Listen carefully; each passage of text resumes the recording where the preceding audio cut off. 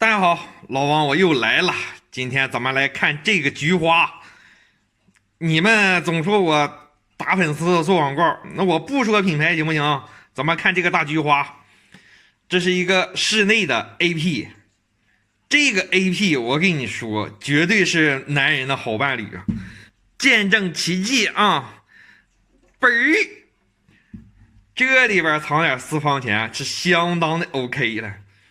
这你家里装个3个5个的，能藏个万把的。这个机器目前是通电不启动，我这根网线上这是有 PoE 的，插上。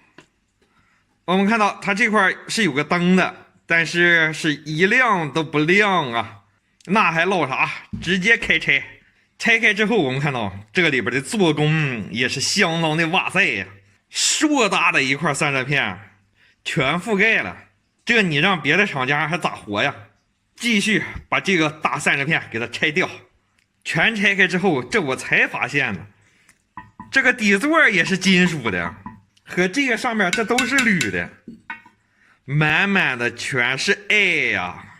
现在我们螺板插上 PoE 之后，这2个角现在是应该有电的，就是即使 PoE 不工作的话，这2个角现在应该也得有个7、8伏、8、9伏那样，但是我们看到它直接就是0，这就很不正常了。那有人说，那这个保险烧了，但是我们看到这个保险也是没有问题的。我这个破表它本身它就不准，这些小0欧的电阻都是没有问题的，都是通的。现在我们知道它这个 PoE 这个电它没有到这个主板上，究竟是卡在了哪儿呢？咱们也不知道。最简单的办法，我整了一个48伏的这个电源，咱们直接给它怼上。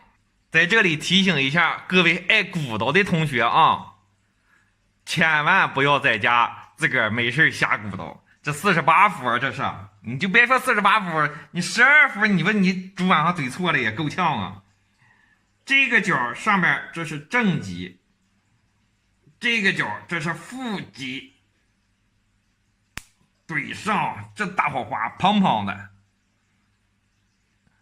大家能看着吧？就是上面 USB 口那块，我们看到这已经是亮了，系统已经开始启动了，这说明从这块开始，这往后都是没有问题的，包括这块这个主的电压变换也是没有问题的。现在这个故障主要集中在这一部分，就从这块到这块这一部分。那既然它现在它有这个 DC 的这个插头，咱们直接给 DC 怼一个电，我们看到也是没有问题啊，上面依旧是小灯闪烁，也开始启动了。现在这个问题就比较奇葩了，用 DC 也好使，单独就是用 PoE 不好使。但是这个 PoE 芯片呢和 DC 是联动的，你要是说 PoE 芯片坏了，它后面这个东西它不启动，因为它得发出一个 PGQ 的信号给它才去启动。那么现在我们用排除法可以确定，这一半部分也是好的，也没有问题。那这一半部分也是没有问题的，上下这块还没有零件，那是谁的问题啊？就是这个接口的问题。那有人说了，这个接口这不太简单了吗？换了就完事了呗。大哥，你把这问题想的简单了，这个接口你买不到，因为它这个接口里边不光是这个接口，里面还有芯片，还有元件，还有网变，它都集成在一起了。就像有些某科的交换机，它那个接口一个2x4的就要他妈5、600啊，费了个牛劲呐，把这个接口拆下来了。费劲主要是因为它这个上面这个覆铜特别厚，导热特别快，你这烙铁上去上层的焊锡化了，底层焊锡不化，这个没病不死人呐。拆掉之后，咱们你给我聚焦，聚焦，你这犟种呢你吧？聚焦，聚，胶中。哎，好了，我们看到这他妈明显这是进水了，这是全是绿锈啊！但是板子上咱们刚才没看到有进水的痕迹啊，这很显然呢，这是网线成的小水管啊，这个水顺着网线流进来的。这是我把这个被滤的这个接口分解开了，我寻思咱们是不是能省则省啊，看看有没有修的可能啊。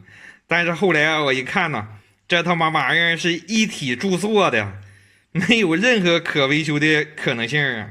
但是也不要紧，老王我有原厂的一模一样的接口，谁让老王我好基友多呢？稍等片刻，我把这个给它干上去。